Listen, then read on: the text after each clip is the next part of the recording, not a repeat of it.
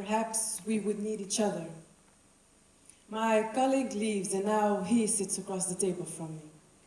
He asks me, what in God's name do we as Muslims have to do with racial issues? It's best that we don't interfere those few moments we're finally left alone. Let them handle their business. I wonder if he deliberately blinded himself for how close it all is to us. For the division even in our own community based on prejudice. For Arab-Asian superiority complexes. For how we're living proof that divide and conquer works. How it doesn't justify Islamophobia. But that's another story altogether that shouldn't even be brought up. Let's focus. For how that same prejudice is killing our ummah. His right hand grabs my attention. I see him firmly holding on to an ice pick that has blood dripping from it. When I look up, I see the scratches going from above to right under his eyes, going right through them. Cowardice suits him. When I bring those different points to the table, he answers that words like that divide us, as if addressing the problem is the problem. He says, well, there isn't really an issue, actually. Racism doesn't exist in Islam. Okay.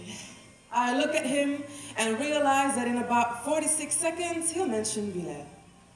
I tell him that by pointing to this perfect God-given vision, we keep ignoring the pains of our black brothers and sisters. We forget our task to be witnesses, standing firm before justice, regardless of who is oppressor or who is oppressed, even against family, parents, ourselves, defending it with all that is left.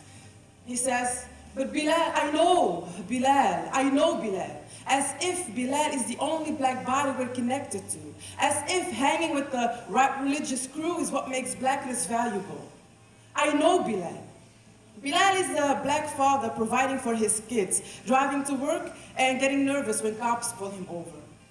Bilal is the two young black boys several months ago, waiting for their train at Antwerp Central Station, and getting scared of a group of white men sounding drunk, kicking cans, screaming around, me telling them to just act cool but be as frightened as they are.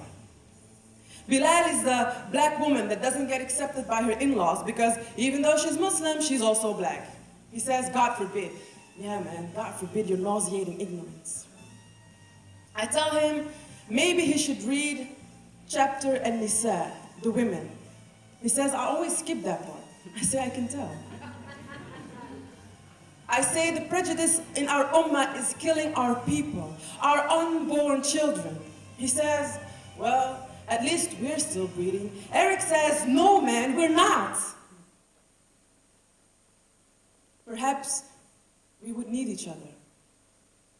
And now she sits across the table from me. And she asks me how white people can ever love us if we don't even love ourselves.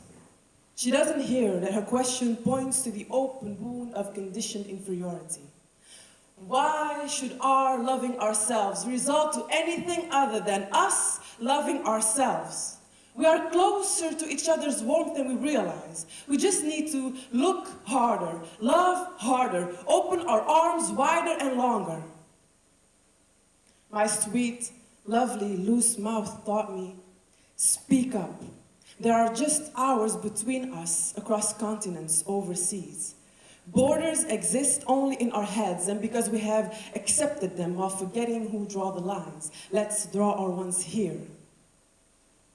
Anissa, a flight to the Americas is only 8 to 12 hours. To Asia, it's about 3, and to Africa, 2.5.